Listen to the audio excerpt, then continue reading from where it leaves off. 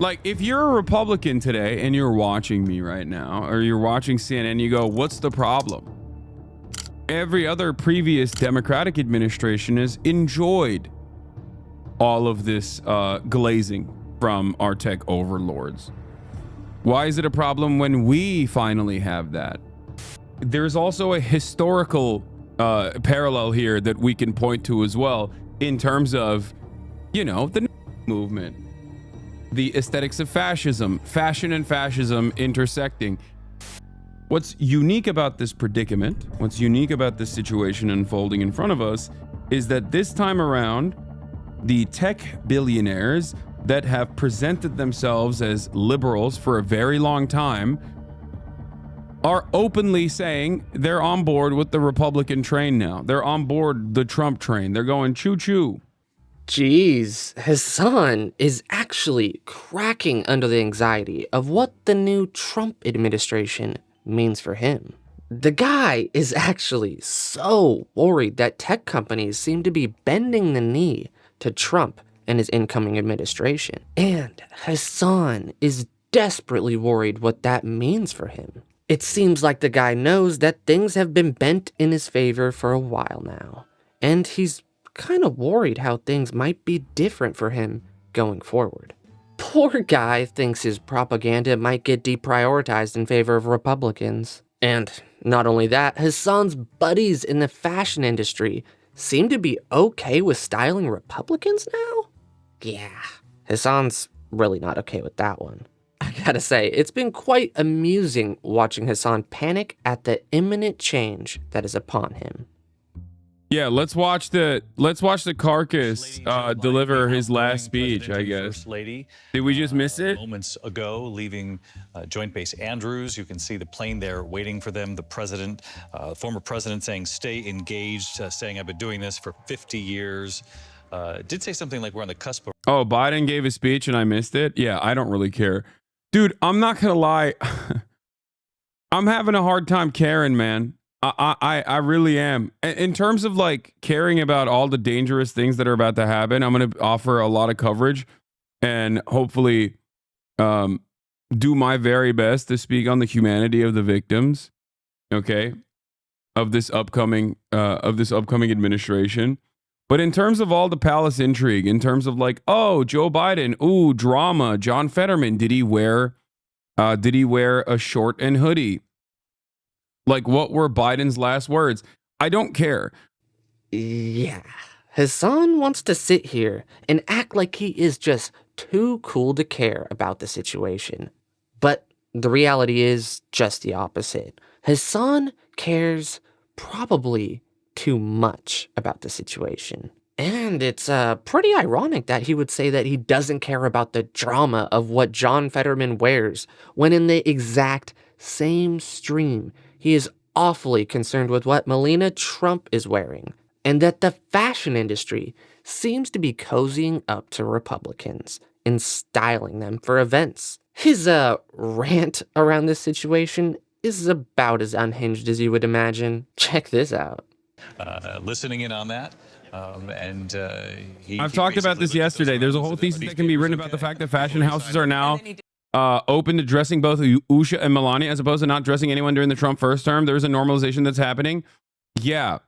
Also, there's also a historical parallel here that we can point to as well in terms of, you know, the Nazi movement, the aesthetics of fascism, fashion and fascism intersecting, and how big fashion houses also had no issues with historical fascist movements and actually supported them too, whether it be Hugo Boss or even Chanel.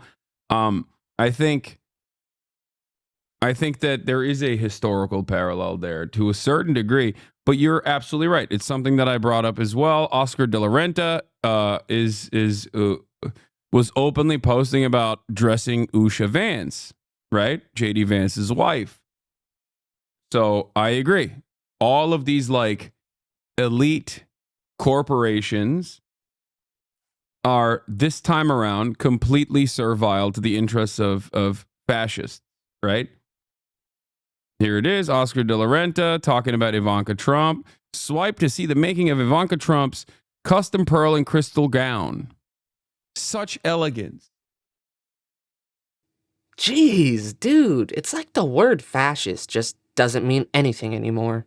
These guys just throw this around way too flippantly. And the guy is upset just over the weirdest thing possible. Like, think about it. It made no sense for the fashion industry to exclude these people in the first place. They were just shooting themselves in the foot by doing so. I mean, just think about it. How many rich people are Republican? I'd say there's a fair amount. So why exclude that market? What it really sounds like is you are upset that they decided to start marketing to both sides, which is just totally absurd. This guy is such an elitist weirdo. Dude is trying to gatekeep aesthetic from the right. What a loser. But honestly, probably exactly the comment I would expect coming from a bro-level political commentator that is a little too obsessed with their image. But that's not the only people Hasan is worried about switching sides. Check this one out. CNN, while pointing out all the tech billionaires and CEOs, President Trump's inauguration just glosses over the millions said billionaires and CEOs funnel to Trump and instead treating it as a branding and aesthetics exercise.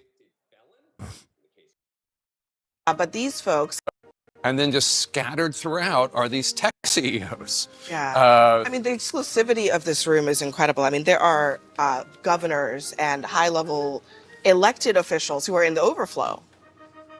Like, if you're a Republican today and you're watching me right now, or you're watching CNN, you go, what's the problem? Every other previous Democratic administration has enjoyed all of this glazing from our tech overlords. Why is it a problem when we finally have that, right? And I think that's a valid perspective to have. And that's what I'm trying to explain, is that the billionaires, no matter who's in charge, do not have your best interest in mind.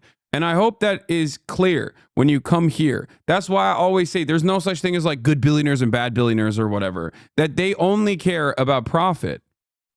But I, your friendly multimillionaire socialist, do. I'm just like you guys.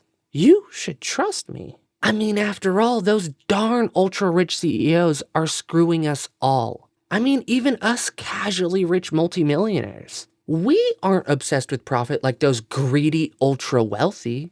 Jeez, dude, what a joke.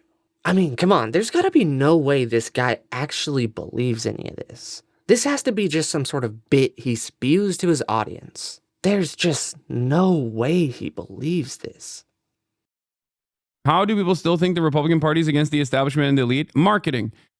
The reason why people think the Republican Party is against the establishment and the elite, despite the fact that it's comprised entirely of the elite and it's comprised entirely of the establishment, and it is the establishment once again, is because of marketing. Because they think, it's the same reason why people think that someone like Ted Cruz, okay, or any number of different like Republican politicians are real salt of the earth guys, and AOC, in spite of the fact that she was a fucking bartender 4 years ago or 5 years ago, is actually not a real salt of the earth kind of person and not close to the working class because she's a brown woman, okay, from New York. Ted Cruz wears the snakeskin boots and can then adorn the aesthetics of the working class. And that's what it is. People respond to that. In the United States of America, because class politics are so muddied, so eviscerated, so thoroughly gutted, that how you look and how you carry yourself and how close you are to being like racist is a better signifier in the eyes of many for being working class, for being of a working class background than being quote unquote woke. Wow, is Hasan really still upset that people laughed at him for trying to say he was closer to a homeless person or an incarcerated firefighter than he was to Jeff Bezos? God, that criticism must have really gotten to him. What a fragile ego this guy has. I mean, come on, what did he expect? The guy is literally a multi-millionaire off the back of Jeff Bezos. He ain't nowhere near close to a homeless person. And to even suggest that he is frankly insulting. Many of you are closer to them. Many of you are closer to them than you are to the likes of Elon Musk, myself included. Other billionaires are closer to homelessness than they are closer to Elon Musk. It's virtually nothing different between any of you guys and someone like myself, except for, like, I'm willing to bet that my beginning point is more affluent, more privileged. You know, I really wonder if anyone is buying this whole I relate to the little guy routine that Hasan is just constantly spewing. Like, does his community really not just laugh at this slop? Like, I'm sure they meme about this sort of stuff all the time. But come on, deep down inside, they have to realize that they're just in a parasocial relationship with a multi-millionaire, LARPing as one of the normie little guys of society. That has to tear some of them up on the inside, no? I mean, come on, the guy couldn't be more of a fraud. There is just like absolutely no way someone couldn't realize this, right? I mean, they have to just be biting their tongues. They can't be that naive, could they? What's unique about this predicament, what's unique about this situation unfolding in front of us, is that this time around, the tech billionaires that have presented themselves as liberals for a very long time are openly saying they're on board with the Republican train now. They're on board the Trump train. They're going choo-choo.